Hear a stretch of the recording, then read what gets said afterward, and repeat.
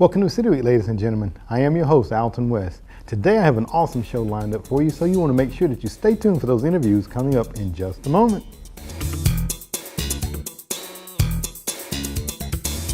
Welcome to City Week, ladies and gentlemen. My guests today are from Twin Fountain Nursing Home. I have the Activities Coordinator, Kim Lunsford, and I also have the Administrative Assistant, Deborah Browning. Welcome to the show, ladies. Good morning. Thank you. Well, you know, it's a pleasure to sit down with two beautiful ladies here on my set, and we're going to talk about something that, an organization has been here in our community for a very long time, and I'm sure a lot of people have passed it, probably know it by their old name, and it's now Twin Fountains. But let's talk a little bit about a little bit of the history, if you don't mind, Deborah. I think it was once upon a time called Royally Lane, correct? It was. The hospital purchased Royally Lane, I think in 1998, and immediately went in and did some construction and reformatting of the facility. We celebrated our 15th anniversary last month, which was a great success. All the residents, we have 2 residents and about 12 staff members that were there when it was Royally Lane and are now still with us. So it's really great. Longevity, a little history there. You got it, yes. So y'all celebrated 15th year on last month. What were some of the things y'all did?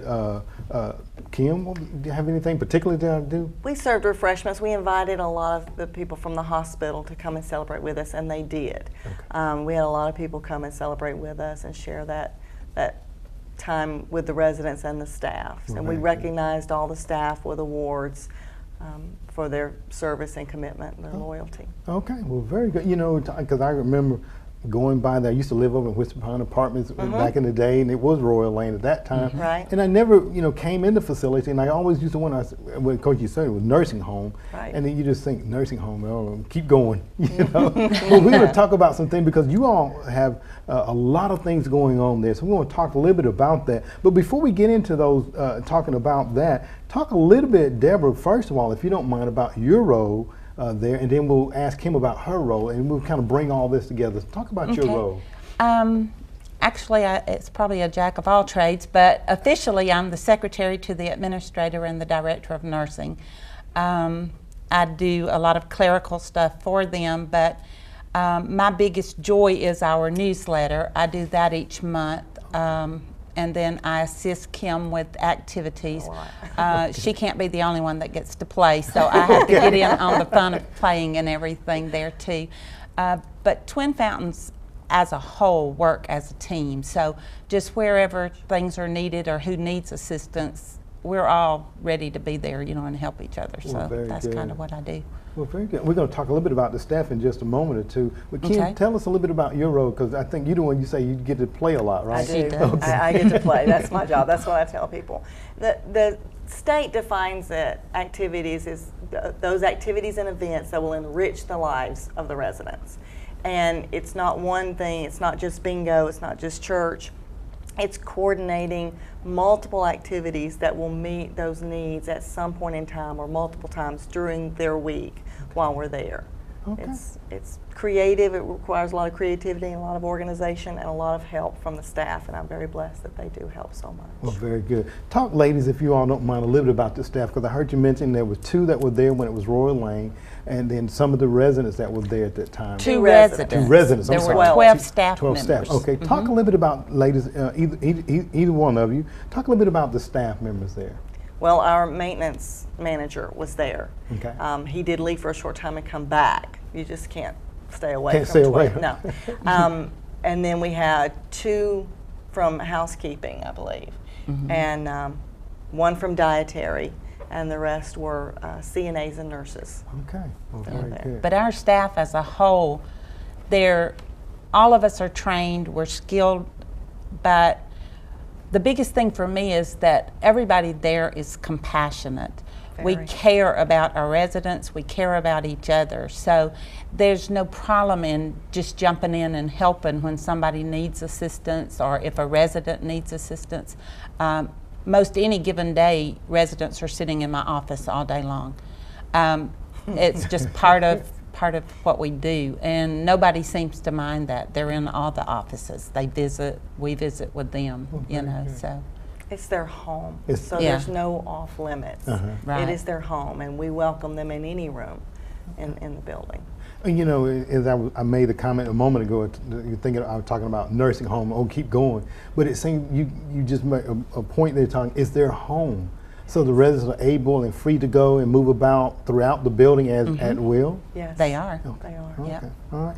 And we're going to talk a little bit about some of those activities and how they get involved with those activities there. Now, there's sometimes, you know, you have individuals that may lose their sense of speaking ability. You were telling me a little bit. Yes. How do you incorporate that into various activities that they do, Kim? One of the things that we've learned through our training, and we do receive ongoing training about dementia and Alzheimer's, is that one of the things they will not lose is that sense of rhythm and music. So music is always a wonderful activity and event to bring in. They may not speak anymore, but there's a hymn out there that they know by heart, and when that hymn starts playing, they will sing every word. Oh my goodness. And it will change your life when you hear them do it. That's amazing. It is It is amazing. amazing. Well, It's goodness. very amazing. And Deborah, I know that you get involved with the activities as well, I right? do as often as I can, which is usually at least on a daily basis from something. Okay. That Sounds like I have a lot of fun there. We do. we do. Okay, well, great. Now, let me ask you a question, because a lot of times, you know, you're talking about nursing homes and stuff, and, you know, I know that's a hard decision for family members to make, to put their family member in a nursing home. Talk about how you all help to transition a person from being able to live, or what are some of the reasons why someone might be placed in a facility like Twin Fountains? Normally it's when family members can no longer offer, it's very difficult to offer 24/7 care. We can't do that. We can do that because we have staff 24/7, but it's not the same individual. And it becomes very difficult for them to take care of their physical and emotional needs. I usually, when I'm talking with someone who comes in to inquire, one of the main things I like to stress to them is this gives you quality time with your loved one, whoever it may be, your daughter, your husband, your whatever. So, you know, to try to ease the guilt. Most people feel guilty. It's like, I've failed because I can't take care of mama. And we reassure them that's not the case. You know, you're going to take care of her because you're going to come and take her to lunch. You're going to come visit here, participate in activities here. And it gives all the time that you're with them is quality time for you. It's not stress time taking care of them and stuff. So that's our. Very good. Deborah and I both did admissions before we did the current position that we're doing. So one of the things we always said is we don't just admit a resident, we admit the family. Admit the family. And we involve the family, and we are blessed to have the families that we do because they really get involved. We have families that come and volunteer and help with the bingo, and it is a family event. Just because your loved one is living in this building doesn't separate you from being family. And we offer as many opportunities as we can for them to be there and get involved Oh, very good. as they want to. Very good. Now, talking about families getting involved, so I'm going to assume that visitation hours are like the normal operating? 24/7. 24/7? Okay. You are welcome. Again, this is their home.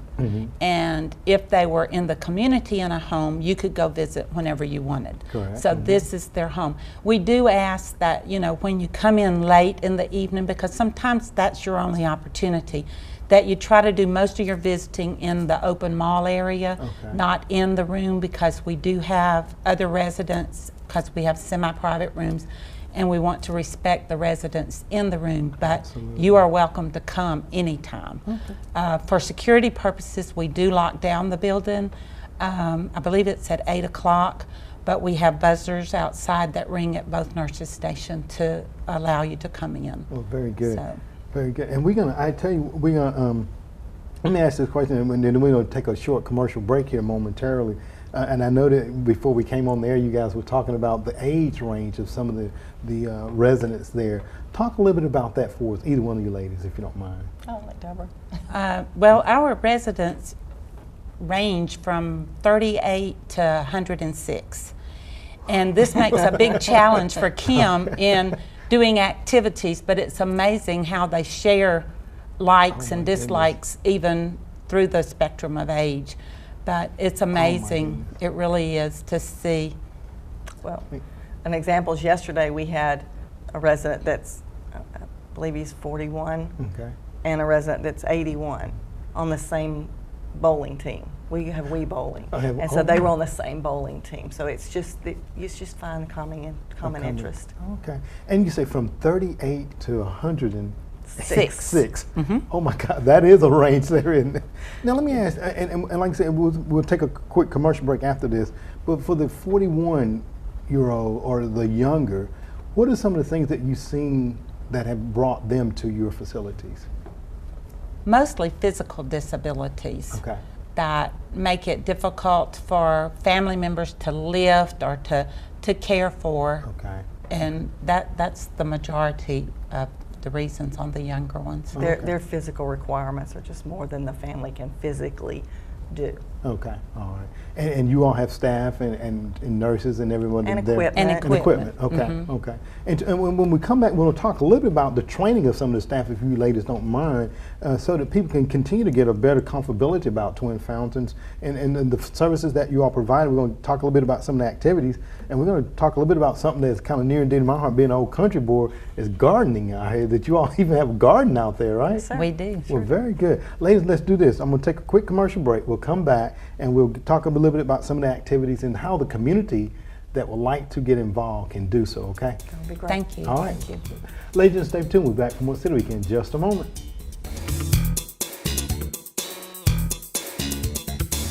Welcome back, City Week, ladies and gentlemen. Today I'm sitting down with two guests from the Twin Fountain Nursing Home, sitting down with Kim Lunsford and Deborah Browning. We left off, ladies, talking a little bit about the age of some of your clients there at the nursing home, and you guys were telling me from 41 to 106, correct? 38 to 38 106. to 106, that's right.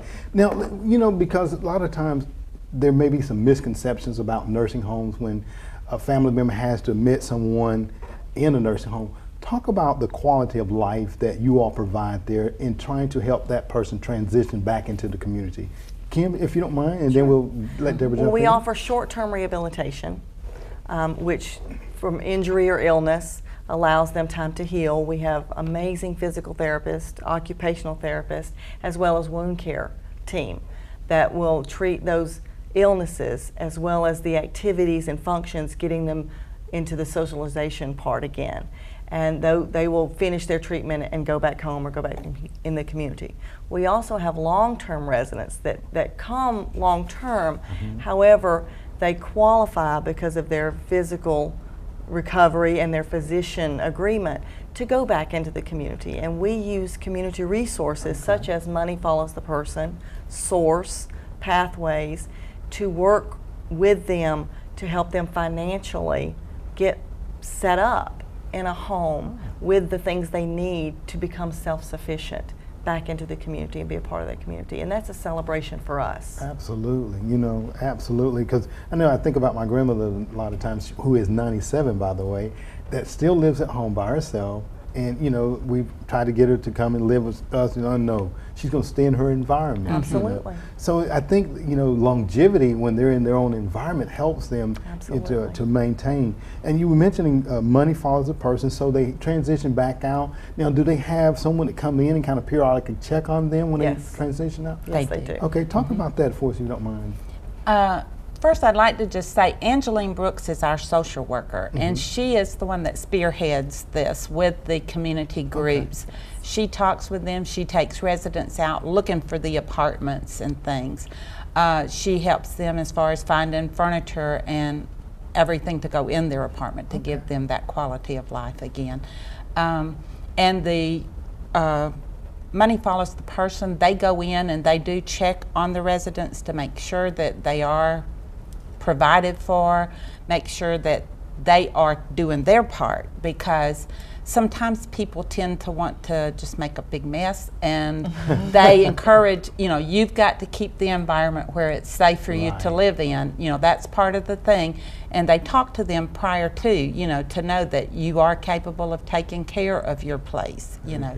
They set the expectations for them. And then sometimes home health is also involved as far as coming in and assisting the residents and stuff. Very good. And that itself, as you stated, is a celebration for them to be able to return It back is. to the Every community. time. Absolutely. Now, and talking about celebration, I know when they're there, they have a great time. Yes, we do. I heard you mention bingo a moment ago, Yes. and then there's some shopping trips and fishing trips. Talk about that, ladies, if y'all don't mind. Well, we have a lot of people from the community that come in and volunteer and provide resources and books, and we can talk about that in a few minutes too. We also take the residents out into the community. Okay. It's a two-way street. We take them shopping in the local stores. They have their own money to buy their personal things that they want. We take them out to eat in the local restaurants. We take them to the mall just to walk around. We take them fishing. The Boy Scouts and the Troup County Sportsman Club assist us with that. Oh, wow. And that's a big highlight I for can us, imagine. is taking them fishing. But we look for opportunities to take them out. We do have a vehicle that will transport them to these locations, Very transport cool. us to these locations. Very good. And we have a wonderful time. They enjoy it. They look forward to it. Well, very good. Now, you mentioned there about book club, too, and you were talking to Kim. Talk a little bit about that as well. Well, we have a lot of generous people in the community that donate books and Okay. magazines, and we take advantage of that, and we have created a book club, and that's our Monday morning activity, and Okay. we come together at the table and we share a story, and then we talk about the story and how it relates to us personally, and they might share a story that's relatable to the one we just read. They love the chicken soup for the soul books and that type of thing. So it's one of those calm activities that they do enjoy. Okay, very And good. we also have carts on both wings with books that are swapped out periodically that are donated, so that those residents that want to just get a book and sit out in the garden area and read, or whatever they can, we have books on tape that several of our residents that their vision is impaired to the point that they really can't read, but they enjoy that. So they're books on tapes that they listen to Well, as very well. And the So- library provides that at no cost to us. At no cost. Very good. Now, if there was someone that was listening to this show today and had some books that they just wanted to donate to your cause, is there an opportunity for them to do so? Absolutely. Just drop them off and we will gladly accept them. Books, magazines, anything like that. Bingo prizes. We do prizes for bingo. Okay. We play bingo at least twice a week because it is something that brings them a great deal of joy. They really enjoy bingo.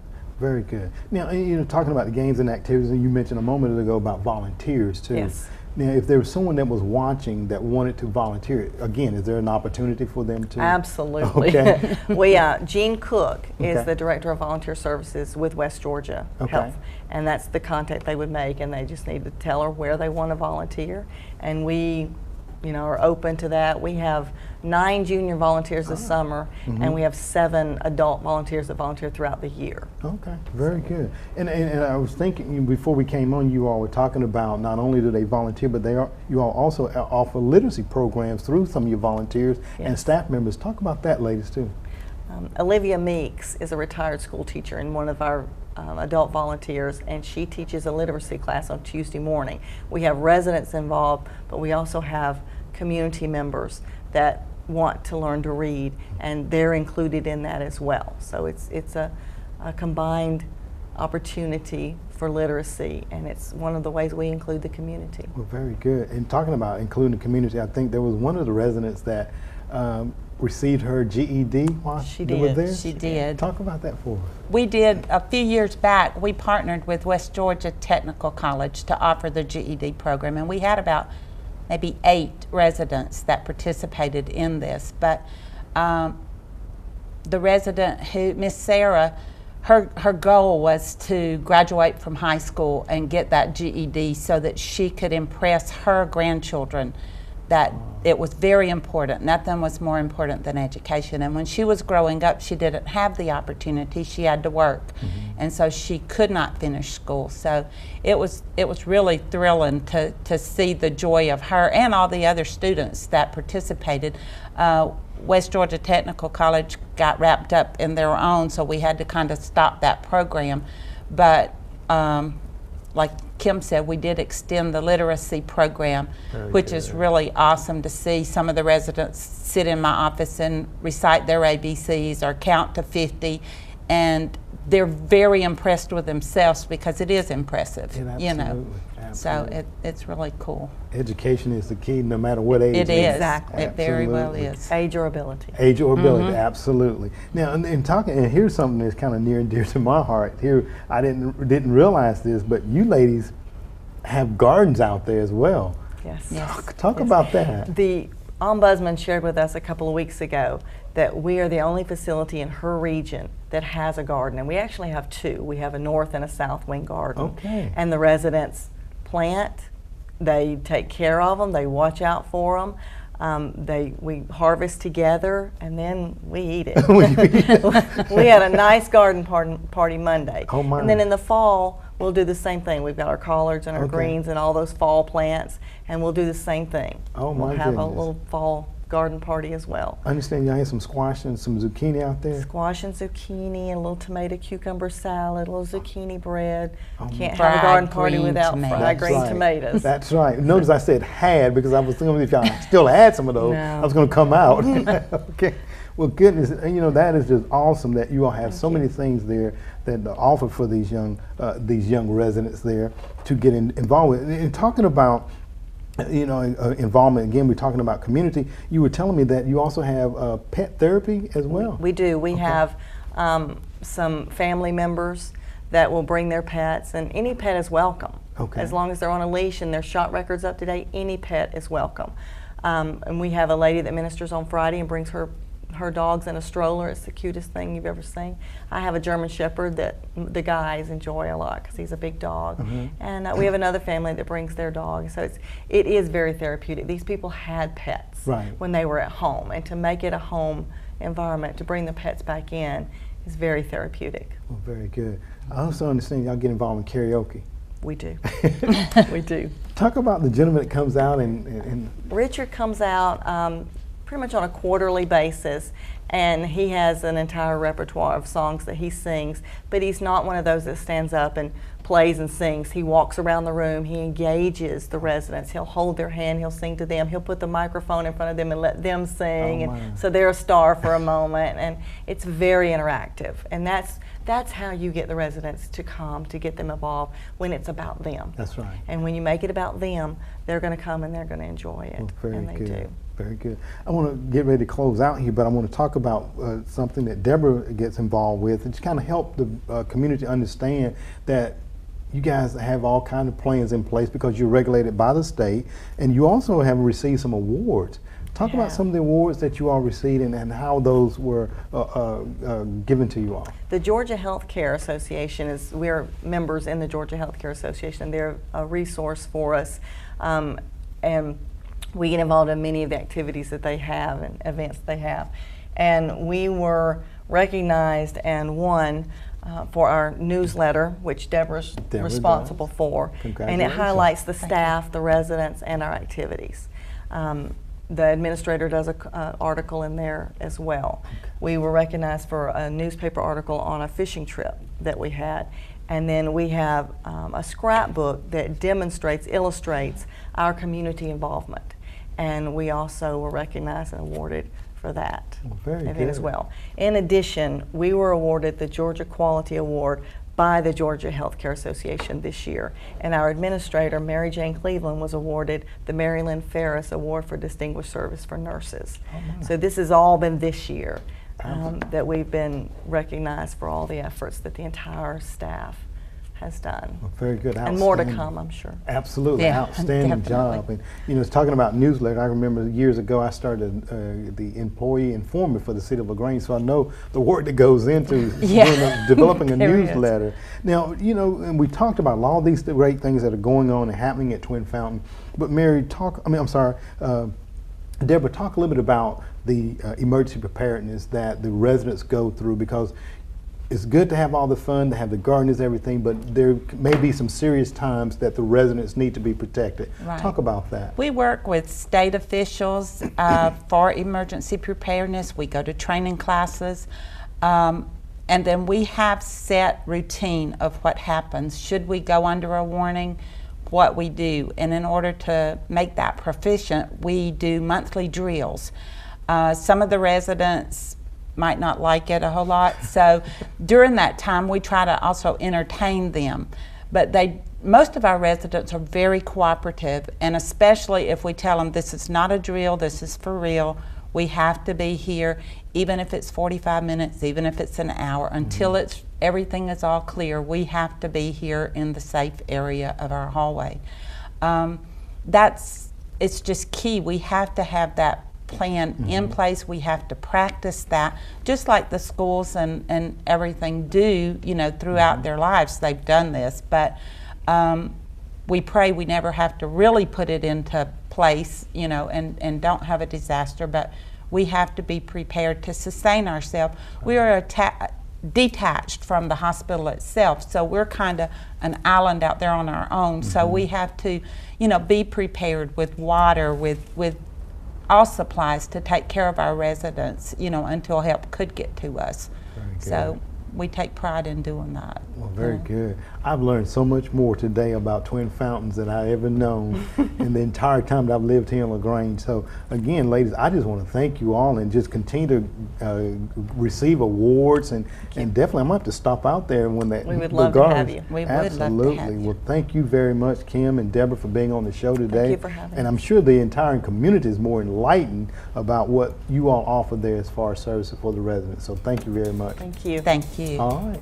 Ladies and gentlemen, stay tuned. We're back for more City Week in just a moment. Ladies and gentlemen, thank you for joining for City Week this week. My guests have been from Twin Fountain Nursing Home. I had the Activities Coordinator, Kim Lunsford, along with the Administrative Assistant, Deborah Browning, as they talked about the many activities that the residents gets involved with there at Twin Fountain. And also, if you're watching this show and would like to volunteer, by all means, give them a call there, because they told that they could use volunteers out there for many variety of activities. Ladies and gentlemen, I hope that you've enjoyed this show today. And as always, I want to invite you back for more of City Week.